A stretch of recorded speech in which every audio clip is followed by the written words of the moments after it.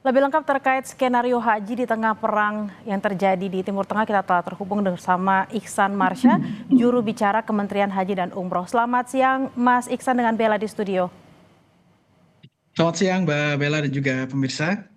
Mas Iksan, ini kalau kita lihat konflik di Timur Tengah kayaknya belum mereda. Lalu bagaimana dengan persiapan pelaksanaan ibadah haji? Opsi apa yang diambil? Karena kalau dari kemarin RDP dengan Komisi 8 ada 3 skenario yang dikatakan oleh Gus Irfan. Baik Mbak Bella dan juga pemirsa, memang kita terus memantau, menyimak dan juga melihat berbagai perkembangan berkaitan dengan eskalasi di kawasan khususnya di Timur Tengah berkaitan dengan konflik yang terjadi saat ini. Tentu pemerintah dalam hal ini berkoordinasi dengan berbagai pihak, Kementerian Luar Negeri, dan juga perwakilan Indonesia di Arab Saudi, dan juga tentu bersama otoritas Arab Saudi, serta bersama Presiden Republik Indonesia Prabowo Subianto. Kita sudah melihat dan juga kemarin seperti yang disampaikan, ada poin-poin yang perlu menjadi penegasan kita dalam konteks penyelenggaraan haji di tengah eskalasi saat ini, yakni yang pertama dan paling utama yang perlu kita siapkan adalah berkaitan dengan keselamatan jamaah. Kalau bicara tentang mitigasi, kita sudah menyiapkan tadi seperti disampaikan Mbak Bella dan juga kita mengutip apa yang Pak Menteri sampaikan, ada 3 poin berkaitan dengan mitigasi yang sudah kita hadirkan dalam skenario jika eskalasi ini masih terus berkembang.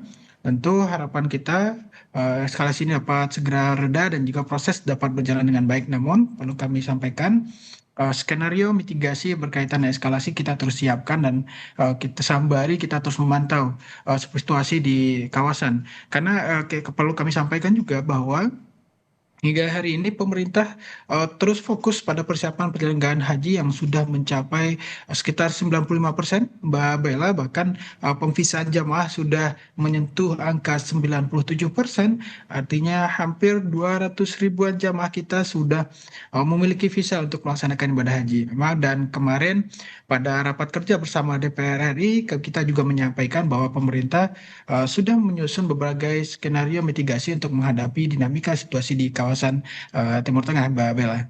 Hmm.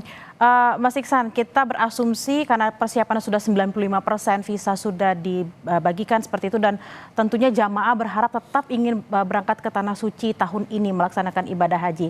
Lalu terkait dengan skenario berangkat ini, bagaimana memastikan keamanan jemaah? Karena rute yang diambil tadi dikatakan lebih memutar seperti itu. Apakah memang ada penambahan biaya kah? Mungkin ada asuransi khusus kah yang disiapkan?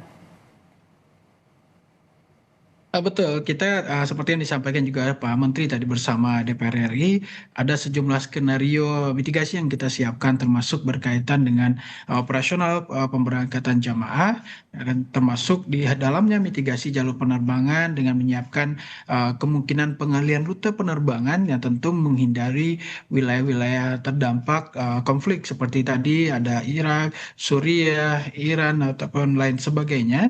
Dan tentu opsi yang kemarin kita sempat di-mention juga salah satu opsi yang kita gunakan misalnya melalui jalur selatan, melalui Samudra Hindia, masuk melalui ruang udara di Afrika. Tentu kita juga melakukan diplomasi berkaitan dengan keamanan bersama otoritas Arab Saudi untuk memastikan ada koridor penerbangan yang aman bagi jamaah haji Indonesia dan juga ikhtiar-ikhtiar yang dihadirkan. Dan perlu kita sampaikan bahwa hingga saat ini dalam pembahasan mitigasi kita belum banyak bicara soal tadi bicara tentang apakah nanti berkaitan dengan penambahan biaya karena termasuk berkaitan dengan operasional penerbangan yang dengan jarak waktu dan jarak tempuh yang lebih lama. Misalnya secara prinsip dana jamaah tentu kita melihat bagaimana proses penyelenggaraan nantinya tanpa membebankan kepada jamaah misalnya, dan tentu kita terus mitigasi ikhtiar-ikhtiar ini agar tentu memberikan kemudahan bagi jamaah. Karena orientasi kita jelas, Mbak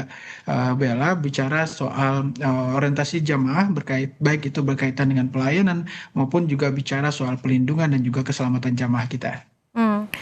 Berfokus pada bagaimana jamaah bisa aman, nyaman, tetap berangkat, juga sehat sampai ke Indonesia kembali. Nah, terkait dengan skenario yang kita berharapnya semua diberangkatkan. Jika memang ada pembatasan kuota, Mas Iksan, bagaimana urutan prioritasnya?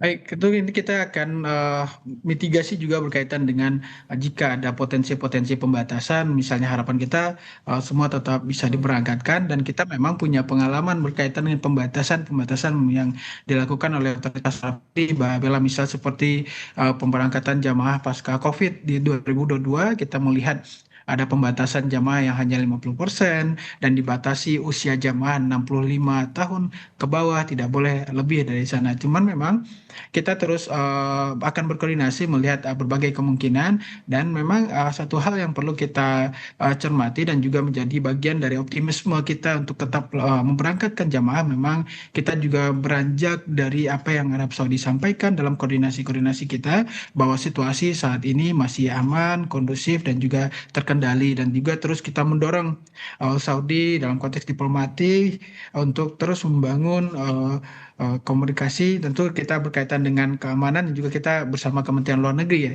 karena memang berkaitan dengan haji dan Mhm. umrah, domain Kemenhad berbicara tentang keselamatan jamaah. Harapan kita tentu bicara tentang eskalasi yang kian deskalasi, kian menurun dan kian kondusif sehingga tidak mengganggu proses penyelenggaraan haji yang persiapannya hampir 100% ini, Mbak Bella. Mhm. Memang sangat sayang sekali kalau misalnya sudah 95% tapi ternyata terpaksa ditunda. Tapi kita harus membahas soal ada kemungkinan ditunda, Mas Iksan. Sistem penundaannya itu seperti apa? Apakah memang penundaan tahun ini kemudian akan otomatis berangkat tahun depan? Apakah sudah ada pembahasan soal hal ini?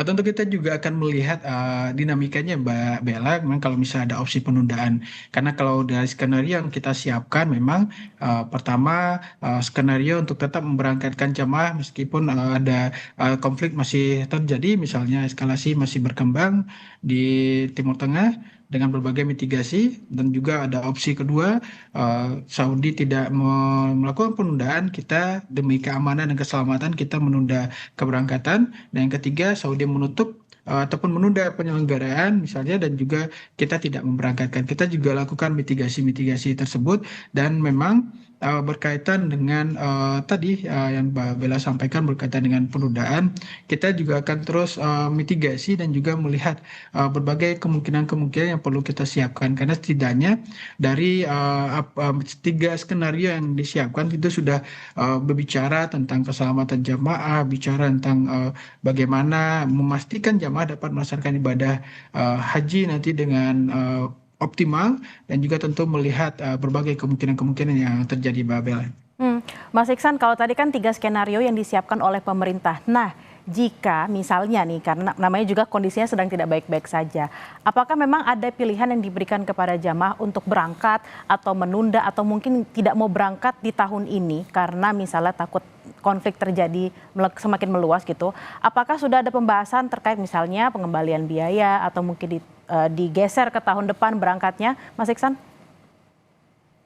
Memang untuk pilihan-pilihan memang belum kita sampaikan, karena memang ini juga berkaitan dengan pengaturan yang akan kita optimalkan ke depan, karena jamaah-jamaah sudah tergabung dalam pengelompokan kloter-kloter. Jadi kalau misalnya ada pilihan-pilihan seperti ini, tentu kita akan mengulang kembali berbagai hal tentunya berkaitan dengan susunan-susunan keberangkatan jamaah. Kita akan tentu akan menghadirkan kebijakan yang pasti, Mbak Bella, untuk menghadirkan kepastian bagi jamaah kita. Tentu tidak dalam konteks, misalnya dalam konteks ibadah umroh misalnya, kita menyampaikan imbauan, artinya masih ada pilihan untuk jamaah tetap melaksanakan ibadah umroh ataupun menunda keberangkatan. Namun untuk haji kita akan menghadirkan kebijakan yang pasti, karena ini di bawah langsung pemantauan dan juga pelayanan serta perlindungan dari negara. Tentu kita harus memastikan kebijakan kita berlaku untuk semua jamaah, Mbak Bella, termasuk misalnya, nauzubillah, kita juga terus optimis untuk penyelenggaraan haji dapat berlangsung dengan baik. Tentu jika nanti dengan kemungkinan yang tadi Saudi misalnya menutup dan juga kita juga menutup tidak memberangkatkan, artinya kita mitigasi untuk keberangkatan di tahun depan, tentu dengan jamaah yang tidak tak berangkat di tahun ini. Tentu lagi-lagi kita bicara tentang persiapan-persiapan atau istitoah jamaah. Misal di tahun ini siap, qadarullah di tahun depan ada masalah dengan istitoah. Tentu pertimbangan seperti itu. Yang jelas tentu pemerintah ingin berhadirkan kebijakan untuk seluruh jamaah kita, Mbak Bella.